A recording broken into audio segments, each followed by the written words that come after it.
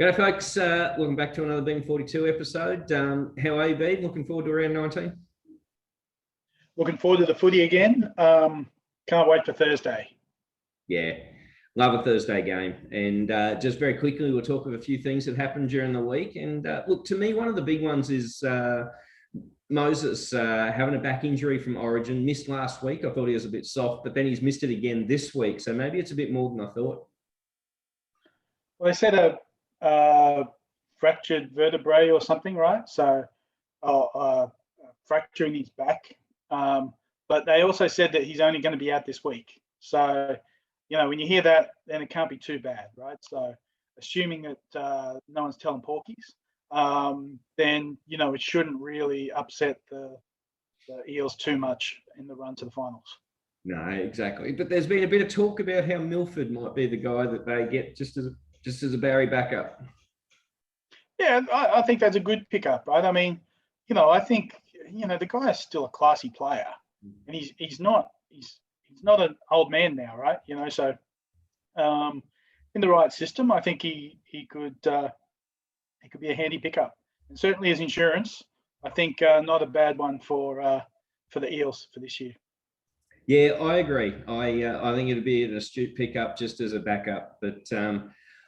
The next pickup for the Dogs to pick up Tavita Pengai Jr. And they've got the Guru Gus coming to the club. Everything's just going to be perfect for him next year, right? Well, the big congrats to the Dogs getting Gus, right? Because firstly, it gets him off the television, and I don't really like watching Channel 9 coverage because you got to hear that bozo talk all the time. Even Ray Warren, oh my god! So good pickup by the Dogs. Interesting, Pangai loose cannon, but maybe in a system where Gus is gonna, read him the riot act, and Pangai knows he's on a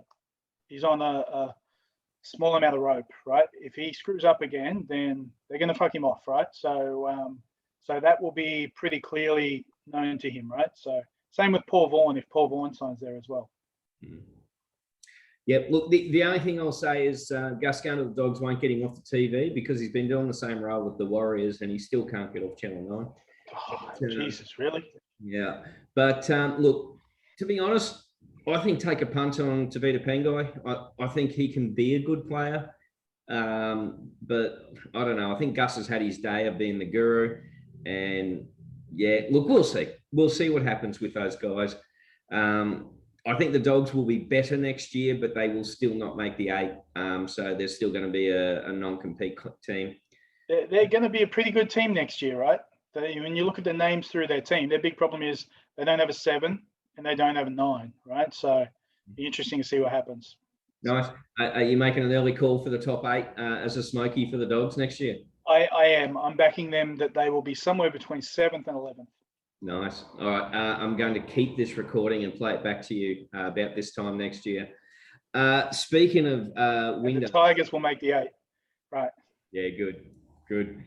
Speaking of windows, what's your thoughts on the trade window and specifically the fact it was so late this year? Yeah, look, I don't know if it's been made later because of COVID, but I certainly think it's a bit too late. Where you've got teams who are going to be like, what would it be, 4 weeks out from the finals, and you can still move some people around.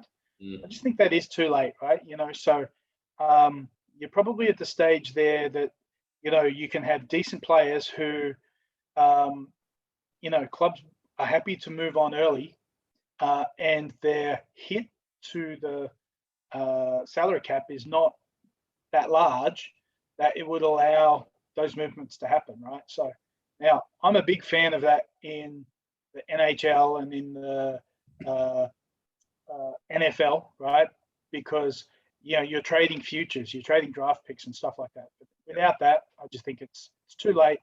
Move it back to June 30th and don't allow any of that to happen.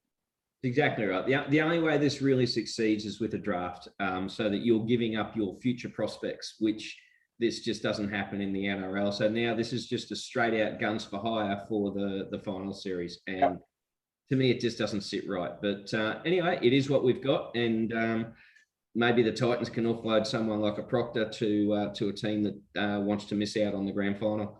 So we'll move into round 19 games, and we'll start off with the Eels and Raiders, and I think it might be an okay game. Fergie Ferg back after 6 weeks in Reggie reserves. Yeah, so Fergie Ferg's back. Moses is out, right? So I think Jack Whiten's out as well. The big one. So that's a big one out. Yeah. So I think that's the big out for me, and because of that, I think I'm going to lean towards Parramatta to win. But I think the Raiders are getting better. So I think that Eels will still win it, but Eels will win it by 10. They're also missing that fullback from last week, Canberra, right? So he's out for the year. So yeah, right. Jordan Palmer playing fullback, so that is a surprise. Yeah. I don't know if anyone's looked at the draw for the Eels coming into the finals, but my God, it has to be the worst in history. They got Panthers, Storm, Roosters. But it's just a nuts finish for them. There's every chance they're going to finish 7th in the comp, but I am going to tip them to be up for the Raiders this week just because of their draw. They can't afford to lose this game. So then we move on to the Roosters v the Knights this week. Now, the Knights really struggled last week, and, well, the Roosters really need a win. Yeah, Knights really struggle without Pearce. They've got no direction taking him around the field. But, I look through that Knights forward pack and pretty good forward pack, right? So Glamour coming off the bench for them. If Pearce was playing, I would have gone the Knights, but I think I'm going to have to go the Roosters. The Roosters to win this one by 4. Yeah, hard to disagree. Tedesco back for the Roosters and no Pearce for the Knights. I actually think the Roosters might win this by more than 4, and I'm going to go by 12 plus. So Cowboys v Storm. Paps to come back this week for the first time in a long time, but he's coming off the bench, and Storm missing a few. Yeah, look, I think the Cowboys' only chance is if the Storm's plane doesn't make it to Townsville this weekend, right? So Storm $1.05, geez, they are just in unbelievable form, right? And strong all around the park. I think the Storm will win this and win this pretty easy. Storm to win this by 22. I got a feeling it'll be a bit closer. I mean, to me, no Munster, Fanuka, Kafusi is huge for the Storm. But if any team can cover that, they can. I think the Storm will win it, but maybe by less than 10. And just interesting with Paps coming off the bench, where does Nico Hines go when that happens? Well, if Munster's not on the field, then he could go to 6, right? So, nice. Look, it'd be interesting to see what ends up happening there, right? So they're obviously just easing Pappenhausen back into the game. Mm-hmm. But, is that how they're going to end up? Is that how they're going to start? Or do they start with Pap playing at fullback, right? So, yeah, exactly. And look, to be honest, when Munster's playing and Paps is back, I can't see why you wouldn't play Hines in the centres or even on the wing. He just has to be in that starting 13. You can't play him at 14. Yeah. Mind you, their back 4 are going pretty good too. So hell yeah. Then we move on to Rabbits v the Warriors, and Latrell Mitchell back after a break after Origin. Yeah, so he's back. RTS is out. Tohu Harris is out. Enough said, right? Yeah. I'm not sure if Kane Evans is playing. Is Kane Evans playing this weekend? Was he named? Have not seen based on the bit of tape that he had on his hand last week. The Rabbits will win this one, and the Rabbits will win this one pretty easy, right? So, yeah. Rabbits will win this one by over 20. Cody Walker to get a double. Yeah, look, I hope so. With no Munster, I need Cody Walker to score because I won't have a 5/8 in my fantasy team. So then we'll move on to Manly v the Tigers. Now, I actually think this will be a good game. Interesting you say that, right? So, Sea Eagles, $1.15. They welcome back the Turbos. They welcome back DCE. Mm-hmm. But I'm backing the Tigers to win this one in an upset. right? So I'm backing the Tigers to win this one by 4 points in a tight one. Nice. Look, I still think Manly will get home, but I think it might only be by 4 as well. So, yeah, I think it's going to be a really, really good game. Speaking of good games, this is not one. Panthers will absolutely tail the Broncos with Jerome Luai back for the Panthers. Yeah, so very difficult to see anything other than this, right? So imagine being a Broncos fan right now, right? So previously you only had to tolerate 1 in every 2 games being in Queensland. Now, because of COVID, you get to see every shit Broncos game moving forward, right? So good luck to the Broncos fans for that. So Panthers will win this one by 28 points. Yeah, look, I think it's going to be 18 plus as well. The good thing with Broncos fans is they're so oblivious that when they're not going well, they pretend that they're a Lions fan. So it just doesn't, it's water off a duck's back to them.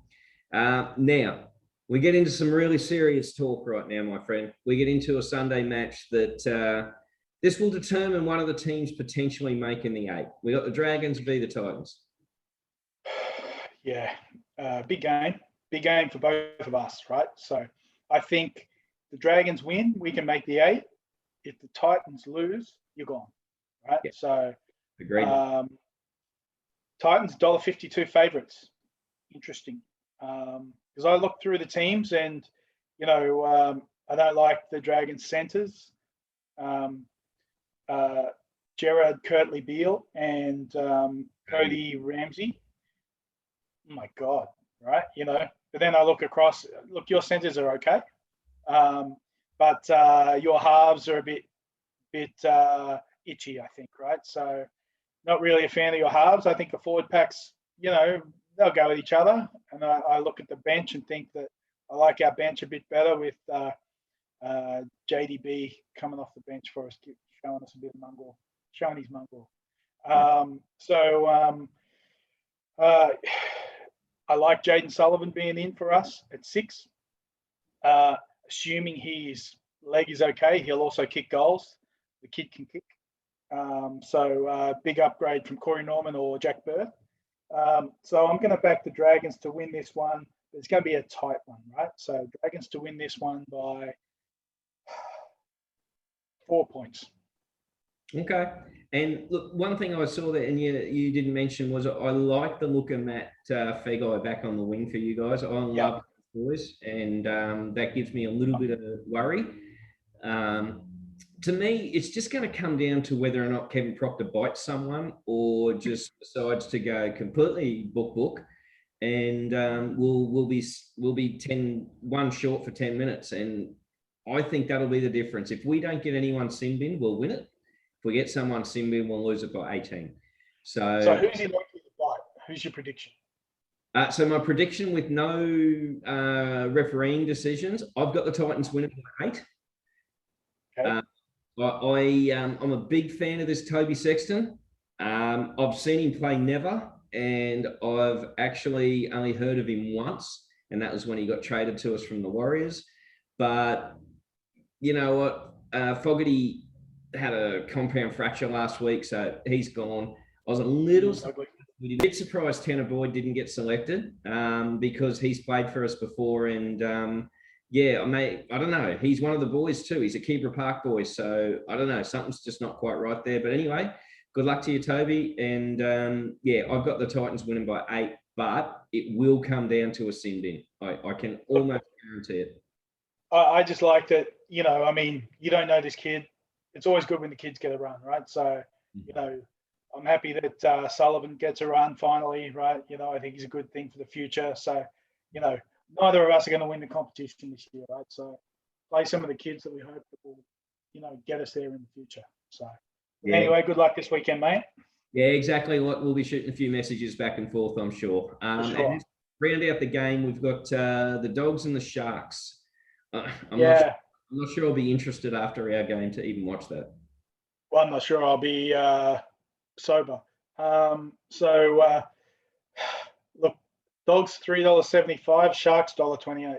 I haven't seen enough from the Sharks they deserve to be $1.28 against anyone. So, the Dogs knocked them off earlier this year, and that would sting the Sharks, I think. But I'm going to back the Dogs to win this one. Lockie Lewis to be man of the match, right? Scoring the match-winning try, right? And then post-try celebration, some sort of takedown of one of his teammates. You know what? I'm going to back you with that, and I think his post-try celebration is going to be taken down for Feeder, who'll be sitting in the sidelines with a tracksuit on. That would just absolutely cap it for me to see that. Look, I actually thought that the Dogs might be a sniff in this one, but I don't know. I think the Sharks might get home by 4, but I'm actually going to cheer for the Dogs, and I want to see that Lewis take down because he showed it really well against Walker this week. And apparently Walker said to him, why don't you go back to Reggie's, which I think is one of the best comments ever. Yeah, it's probably where he should be, right? So exactly. So, all right, mate. We'll leave it at that, and a bunch of games. And gee whiz, there's a few that I don't think I'm going to tip right this week. But look, I hope my tips come through, and I hope you have a good weekend, mate. Yeah, you too. All right, enjoy your footy. Go the Dragons.